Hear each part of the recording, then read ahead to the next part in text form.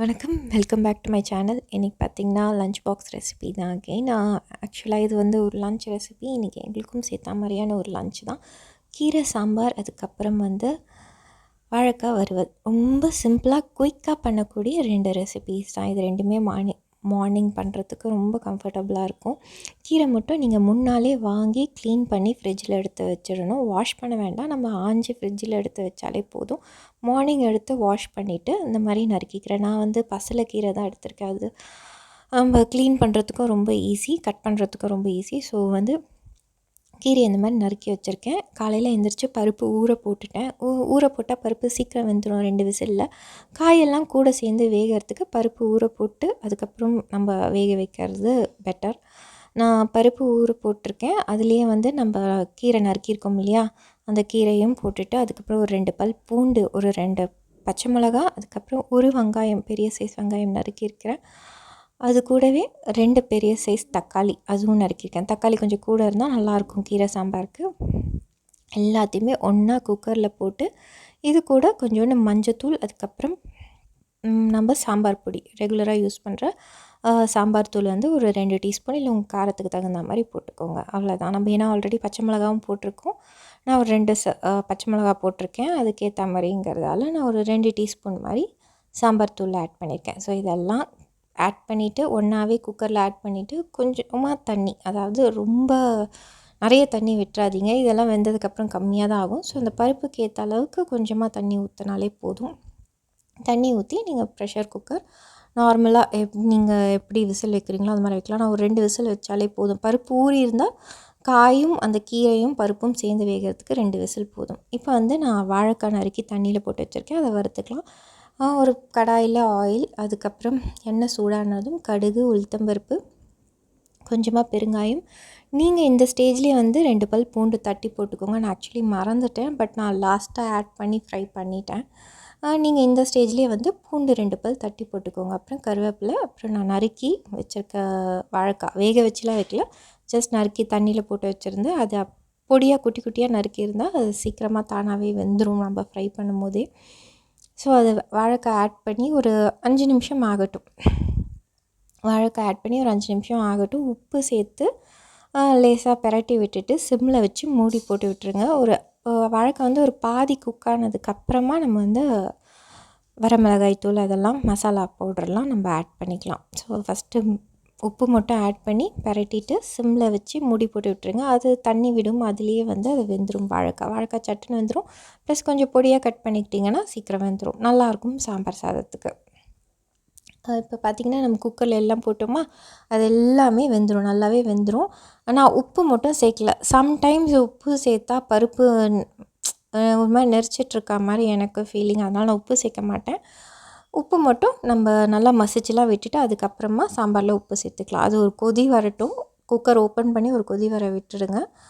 இப்போ வாழைக்காயில் பார்த்திங்கன்னா கொஞ்சோண்டு மஞ்சத்தூள், அதுக்கப்புறம் மிளகாய்த்தூள், காரத்துக்கு தகுந்த மாதிரி மிளகாய்த்தூள், ஒரு டீஸ்பூன் மாதிரி மல்லித்தூள், அதுக்கப்புறம் வந்து ஜீரகப்பொடி, இதெல்லாம் ஆட் பண்ணிவிட்டு இது கூடவே வந்து நான் வந்து ஒரு டீஸ்பூன் மாதிரி சாம்பார் பொடி, இதையும் ஆட் பண்ணி ஃப்ரை பண்ணுங்க. சாம்பார் பொடியும் ஆட் பண்ணி ஃப்ரை பண்ணும்போது நல்லாயிருக்கும். அதனால தான் நான் வரமிளகாய் தூள் வந்து கொஞ்சம் காரத்தை இது காரமாகிடக்கூடாதுன்றதுக்காக குறைச்சிக்கிட்டேன். ஸோ நீங்கள் அந்த சாம்பார் பொடியும் வரமிளகாய் தூளையும் பேலன்ஸ் பண்ணி போட்டுக்கோங்க உங்கள் காரத்துக்கு தகுந்த மாதிரி. அவ்வளோதான். இதை நீங்கள் நல்லா பிரட்டி விட்டுட்டு திருப்பி ஒரு ஆல்ரெடி ஒரு ஆஃப் குக் ஆகிடும். ஒரு 5 மினிட்ஸ் வச்சிங்கனாலே வந்து வெந்துடும் வாழைக்காய். நான் பூண்டு ஃபஸ்ட்டு போடாததால் நான் அதுக்கப்புறம் போட்டுக்கிறேன். நீங்கள் ஃபஸ்ட்டே எண்ணெயிலே வந்து பூண்டு நல்லா தட்டியோ பொடியாக நறுக்கியோ ஆட் பண்ணிக்கோங்க. எண்ணெயில் நம்ம தாளிப்பு கொடுக்கும் போதே பரட்டிட்டு நீங்கள் மூடி வச்சுருங்க. இன்னொரு 5 நிமிஷம், இல்லை மிஞ்சி போனால் இன்னொரு 7-8 நிமிஷத்தில் அது நல்லா வெந்துடும், ஃப்ரையும் ஆகிடும் நல்லா. இப்போ நான் உப்பை ஆட் பண்ணியிருக்கேன் சாம்பாரில். அதுலேயே மாதிரி கொஞ்சோண்டு புளி நம்ம வந்து ஆட் பண்ணிக்கலாம்.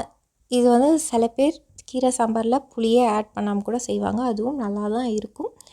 நான் கொஞ்சமாக புளி ஆட் பண்ணியிருக்கேன். ஸோ நம்ம புளி ஆட் பண்ணி இது ஒரு கொதி வந்த உடனே நீங்கள் தாளித்து கொட்டினீங்கன்னா சாம்பார் ரெடி, சூப்பராக இருக்கும். நான் ஜென்ரலாக வந்து பூசணிக்காய் சாம்பார், நம்ம சௌச்சௌ சாம்பாரே கொஞ்சம் இந்த மாதிரி தான் வைப்பேன். பருப்பு ஊறி இருந்தால் காய் வேகிற டைமும் பருப்பு வேகிற டைமும் கிட்டத்தட்ட ஒரே அளவாக வரும். அப்போ சரியாக வரும். காய் குழஞ்சிராது, காய் குழஞ்சிருமோ அப்படின்லாம் நினைக்க வேண்டாம். பருப்பு ஊற வச்சுட்டு நீங்கள் காயோடு சேர்த்து இந்த மாதிரி குக்கரில் வைக்கும்போது சாம்பார் ரொம்ப டேஸ்டியாகவும் இருக்கும், சரியாக வெந்தும் வரும். இப்போ பார்த்திங்கன்னா வாழைக்காய் பொரியல் ரெடி. 10 மினிட்ஸ்க்குள்ளேயே வந்து வாழைக்காய் பொரியல் ரெடி ஆகிடும். சாம்பார் சாதத்துக்கு பெஸ்ட்டு காம்பினேஷனும் கூட. இப்போ வாழைக்காய் பொரியல் ரெடி. நான் இப்போ வந்து அந்த பக்கம் சாம்பார் நல்லா கொதிச்சிடுச்சு. எனக்கு புளி ஊற்றினோம் இல்லையா, புளி ஊற்றி சாம்பார் நல்லா கொதிக்கணும். நீங்கள் குக்கர் திறந்தும் கொஞ்சம் நேரம் கொதிக்க விடுங்க. கொஞ்சம் ஓப்பனில் கொதிச்சா தான் அது ஒரு நல்லா டேஸ்ட் கொடுக்கும். உப்பு சேர்த்து நீங்கள் குக்கர் ஓப்பன் பண்ணதுக்கப்புறமா உப்பு சேர்த்து புளி சேர்த்து நல்லா கொதிக்க விடுங்க. கொதித்ததுக்கப்புறமா நான் இப்போ இது மேலேயே பெருங்காயம் ஆட் பண்ணிக்கிறேன். தாளித்து நான் அந்த பெருங்காயத்தை வந்து அது மேலேயே கொட்டிடுறது. நான் அப்படி பண்ணுறேன். அப்போ கொஞ்சம் நல்லாயிருக்கு. ஏன்னா எண்ணெயில் பெருங்காயம் போடும்போது சம்டைம்ஸ் கருகிடுது தாளிப்பில். அதனால வந்து நான் சாம்பாரில் ஆட் பண்ணிவிட்டு தாளித்து நம்ம அந்த பெருங்காயத்து மேலேயே தாளிப்பு கொட்டினா போதும். இப்போ நான் எண்ணெயில் வெறும் கடுகு, அதுக்கப்புறம் பார்த்திங்கன்னா காஞ்ச மிளகா, கருவேப்பிலை, இவ்வளோ தான், வேறு எதுவுமே கிடையாது தாளிப்புக்கு. தாளித்து சாம்பாரில் கொட்டிட்டா சாம்பாரும் ரெடி. ரொம்ப குயிக்கான சமையல். டிஃபன் பாக்ஸுக்குன்னு இல்லை, நம்ம என்றைக்காவது குயிக்காக சமைக்கணும் அப்படின்னா இதுதான் பெஸ்ட் ஆப்ஷன். குக்கர் சாம்பார். பருப்பு ஊறி இருந்தது அப்படின்னா குயிக்காக வந்து சீக்கிரமாக சமைச்சிட்டு போயிடலாம் கிச்சனை விட்டு. அவ்வளோ குயிக்காக ஆகிடும் இந்த சாம்பாரும் வாழைக்காய் பொரியலும். இதுக்கப்புறம் நான் ரைஸ் மட்டும்தான் வைக்கணும். மார்னிங் ரொம்ப எனக்கு நேற்றெல்லாம் விட இன்றைக்கி தான் வந்து குயிக்காக சமையலான மாதிரி இருந்தது. நீங்கள் இந்த மாதிரி ட்ரை பண்ணி பாருங்கள், ரொம்ப டேஸ்டியாக இருக்கும். ஜென்ரலாக எல்லா கீரையிலையும் கீரை சாம்பார் செய்யலாம். எனக்கு வந்து இந்த பசலைக்கீரை, அதுக்கப்புறம் வந்து சிறுகீரை, இதில் வைக்கிற சாம்பார் ரொம்ப பிடிக்கும்.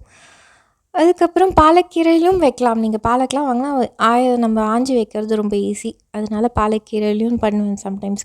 காலையில் குழந்தைங்க ஸ்கூலுக்கு கேட்டாங்க அப்படின்னா கீரை என் 2 பசங்களும் விரும்பி சாப்பிடுவாங்க. கீரை சாம்பாரோ இல்லை கீரை பருப்பு கடையலோ கீரை மசியல் எதுவாக இருந்தாலும் கீரை 2 பேருமே விரும்பி சாப்பிடுவாங்க. ஸோ கீரை சாப்பிட வைக்கிறதுலாம் அவங்கள எனக்கு எந்த பிரச்சனையுமே கிடையாது.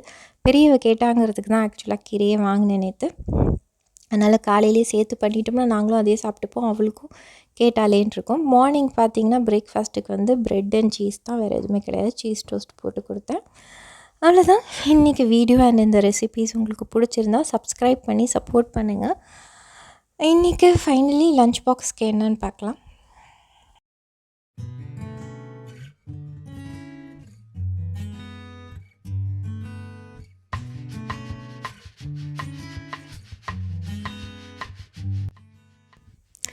இன்றைக்கி லஞ்ச் பாக்ஸ்க்கு வந்து அதே தான், கீரை சாம்பார் சாதம், அதுக்கப்புறம் வந்து வாழைக்காய் பொரியல், ஸ்நாக்ஸ்க்கு ஆப்பிள். அவ்வளோதான்.